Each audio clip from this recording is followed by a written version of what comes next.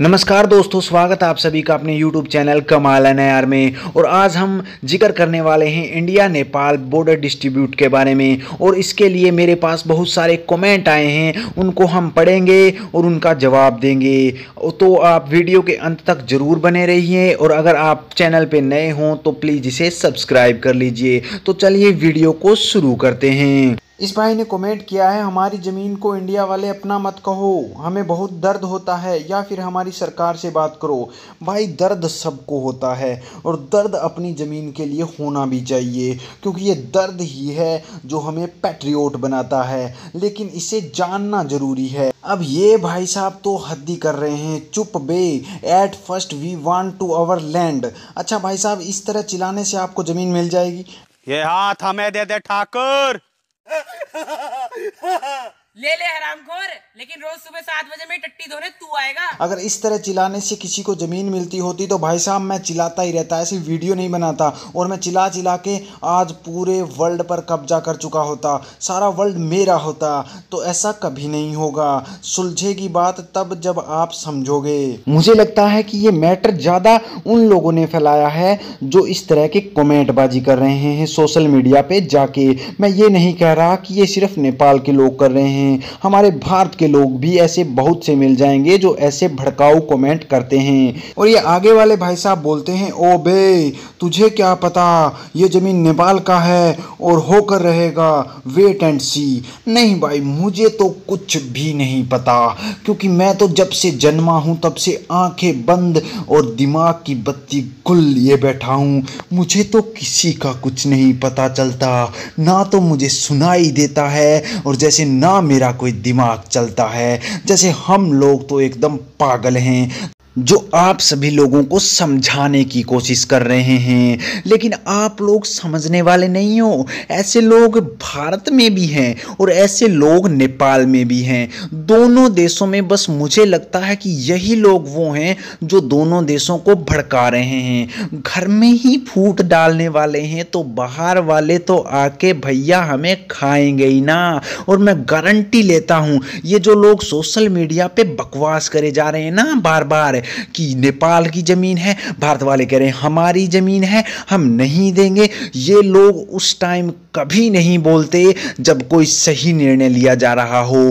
Guarantee देता हूं ये लोग उस टाइम एकदम मुंह छिपा के भागेंगे और वहां पे वही लोग आएंगे जो लोग पहले सही थे और अब भी सही हैं। चलिए जानते हैं कि इसका रीज़न क्या है जिसके कारण ये बवाल पर खड़ा हो रहा है। तो इसका सबसे बड़ा रीज़न हमारी हिस्ट्री है, और हिस्ट्री की वो सुगोली संधि है। सुगोली संधि ठीक से हुई ही नहीं, इसके कारण आज हमें ये दिन देखना पड़ रहा है। बात उस टाइम की है जब 17वीं सेंचुरी में ब्रिटिश शासन इंडिया पर राज कर रहा था और इंडिया था तब हिंदुस्तान। लेकिन ब्रिटिश शासन के साथ ये जो गोरखास रेजिमेंट है वो भी गोरखास के नाम से जाने जाते थे और वो ब्रिटिश के साथ थे। आपको हैरानी होगी कि ये ब्रिटिश के साथ ही थे, लेकिन बाद में जब ब्रिटिश ने चाहा कि नेपाल पर भी हम अपना अधिकार जताएं तो गोरखास ऑलमोस्ट सारे के सारे नेपाल के थे और वो ब्रिटिश के अंगेस्ट हो गए और उन्होंने युद्ध किया और उन्होंने ब्रिटिश को अपने देश में आने से खदेड़ दिया। ये बहुत प्राउड की बात है नेपाल के लिए कि जो गोरखा है वो बहुत शक्तिशाली सेना है और इस पर किसी को डाउट नहीं होना चाहिए कि गोरखा से शक्तिशाली शायद कोई सेना हो। अब ब्रिटिश कंपनी ने हार मान ली और बोली कि हमें अब डिवाइडेशन चाहिए और इस डिवाइडेशन में सुगोली संधि हुई और ये संधि हुई 1850 में। और इस संधि में ये कहा गया कि जो काली, जिसे अब महाकाली या शारदा नदी के नाम से जाना जाता है, उसके उधर वाला पार्ट नेपाल का रहेगा और इधर वाला पार्ट भारत का रहेगा। लेकिन उस नदी में आगे जाने के बाद दो डिवाइडेशन हो जाते हैं जिसमें एक छोटा पार्ट है और एक बड़ा पार्ट है। अगर सही देखा जाए तो डिवाइडेशन बड़े पार्ट की तरफ से ही होना चाहिए।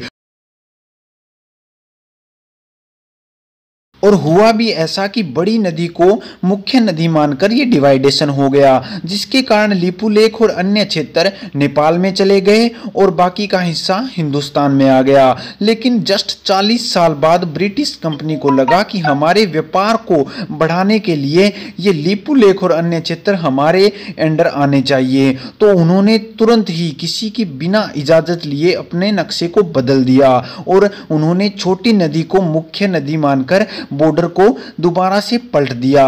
लेकिन उस समय नेपाल के राजा ने कुछ नहीं कहा। अगर उस टाइम की बात की जाए तो ये जमीन नेपाल को ही जाती है और ये जमीन नेपाल की ही है, हिंदुस्तान की नहीं है। अब देखा जाए तो नेपाल के राजा ने उस टाइम कुछ भी नहीं कहा था और उसके बाद भी देखा जाए तो नेपाल 1960 में डेमोक्रेसी हो गया था, तो उसके बाद भी इसके बारे में कोई जिक्र नहीं हुआ। यहाँ तक कि 1962 में जो चीन के अगेंस्ट युद्ध हुआ उसमें नेपाल ने पूरा सहयोग दिया एक भाई की तरह। लेकिन अब अचानक से ऐसा क्या हो गया कि इन दोनों देशों के बीच में दरार आ गई? तो इसका रीज़न हम देखें एक तरह से तो ये है डेमोक्रेसी का मामला, क्योंकि इस समय जो नेपाल की सरकार है वो कम्युनिस्ट सरकार है और हम सभी लोग जानते हैं कि कम्युनिस्ट डेमोक्रेसी बिल्कुल भी नहीं है। चाइना में भी जो सरकार है वो कम्युनिस्ट है और कम्युनिस्ट है वो कभी भी डेमोक्रेसी थी ही नहीं, तो ये डेमोक्रेसी का ही मामला है बोड़ा तो। और अगर इस हिसाब से देखा जाए तो ये ज़मीन भारत को ही जाती है, क्योंकि 200 साल बाद आप ऐसा कह रहे हो कि वो ज़मीन हमें दे दो, तो ये तो वही बात हो गई जैसे मैं कह दूं कि मेरे दादाजी राजा थे और मुझे भी राजा बनना है, तो भाई साहब मुझे राजा अब कोई नहीं बनाएगा, उल्टा लोग मुझे जूते चप्पलों से मारेंगे। तो आशा करते हैं कि जो वीडियो में बातें बताई गई हैं वो आपको समझ में आई हैं और अभी हम चलते हैं। तो वीडियो के नेक्स्ट अपडेट को पाने के लिए हमारे चैनल को सब्सक्राइब करना बिल्कुल ना भूलें। मार रहे हैं सर। कौन मार रहा है सर? ये